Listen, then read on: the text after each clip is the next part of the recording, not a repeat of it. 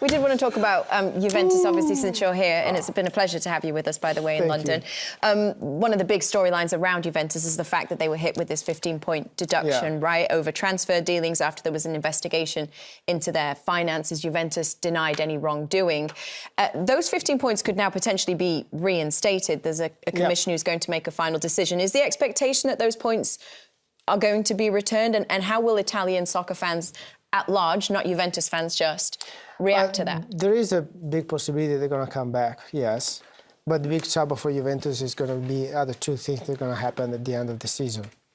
This is the real traumatic from my point of view. The feeling in Italy is really everybody hates Juve. That's the first thing that you have to say to completely understand what is the picture. But is it true that in this particular moment you can make a decision during the season? That's more my concern.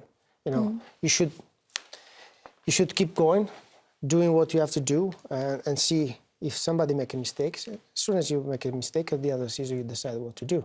So making this and 15 points in the middle of the season, then maybe come back 10 points. Who knows? It's kind of even for the other team.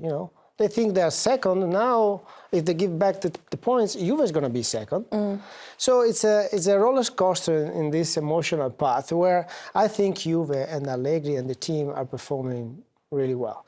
At the beginning of the season, a big disappointment about the Champions League because they completely threw it. They played bad. They lost game that's supposed to win and blah blah blah. But after that, they came together. Now with that on the field, they are second on the table after an incredible season for Napoli that is by far the best team in Italy. And you cannot compare him to them. And on the other side, they have big possibility with the Sporting tomorrow night because... I'm so sorry to interrupt you. We are going to continue this conversation, but we're going to have to do that over on Paramount Plus because CBS Sports Network viewers, I apologise, we're going to have to say goodbye to you. It's the end of that show, but we will continue on Paramount Plus. Stay with us! OK, and now we can continue. I apologise for interrupting you. Paramount Plus, thank you for being with us. What were you saying? So the thing that, you might be in a couple of weeks second on the table and on the semi-final of the Europa League. So it's a good season. What is good now is Juve is really trying, Allegri and the team and the staff and the new club, let's say like this, try to avoid to think about what's going to happen. This is the difficult part in a process where they have a chance, really. I mean, even with the half of the team, because they play with 4 or 5 injuries all the time for all season. They never have a Pogba with them. Di Maria was on and off, and the Chiesa as well. He came back. You can't plan a season with the 3 most important players out half of the season. So what about Europa League? What's the level of expectation for that? Obviously, you've got Sporting tomorrow. It's not what the Juve fans want. It's not what the players want, of course. They were built to play the Champions League. But in all this mess is something real. It's something that, can evaluate your season more. You finish with a trophy, and it's a big opportunity from my point of view. And everybody understands that. Because what is good about, generally, in Italy is when you are in the middle of nightmares and things and players and teams start to get together. And this is what's happening. I mean, it was happening now with the Champions League and the Europa League. We have Roma and Juve tomorrow night and 3 teams between tonight and yesterday. In a period where Italian football is not that great. Does it hurt you to watch the chaos around the club?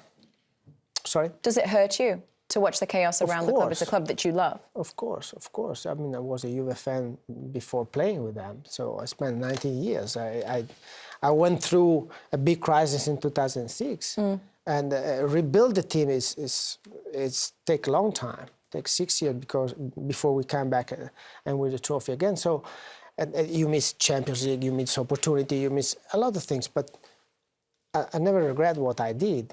So seeing the team and I feel the players, that how they can feel. I know how they can feel. In this situation where you don't know what's going to happen, it's weird. It's tough.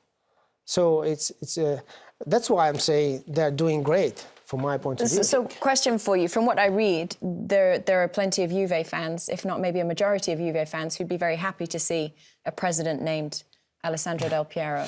Is that a role that you would like to take on? Do you think you're the best man for the job?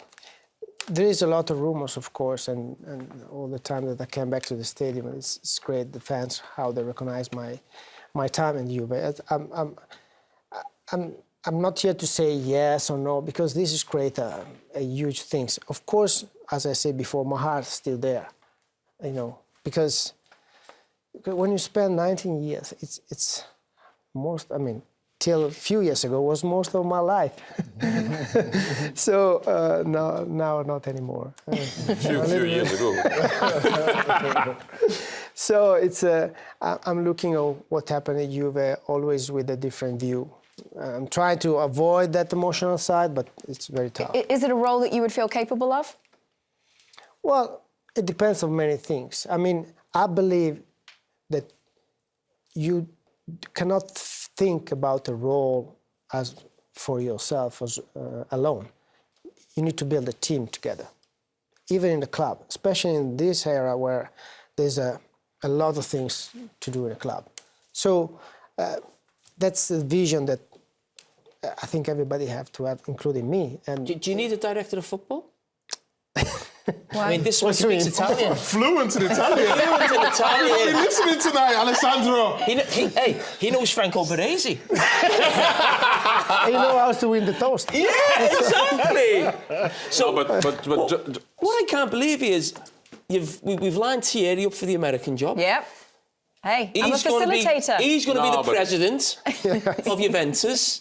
But what have you got for me in it? No, but joking aside, not lined up. I'll take the fitness coach. we saw the back. No, but joking aside, obviously, Ali cannot say it. When I think about Juve, I think about it, not only him, obviously, because there were a lot of players in his time that made that club successful, and one man already left us. We know who we're talking about. But for me, when I see him not being there, it's weird. It is weird. Okay, I wore that shirt for only 6 months. It's not like I can talk about Juve like I played so long there. But I know what it does represent there, and I know what he can bring there, and I know what he can do, because he knows the game, he knows the area, and he knows what the team needs. Now, how he's going to come back, I don't know. The story reminds me a bit of Maldini and how he left in a way Milan, and he kind of was seeing it from afar, and people were asking him, shall he come back? Milan was struggling, then he came back. Look at Milan now. So I think this man here, and he's not going to say it, should be back at Juve. Big time. That's only me talking. He should be there. You said that to me in the green room earlier. No, but... I deserve it. You said to me, I deserve it.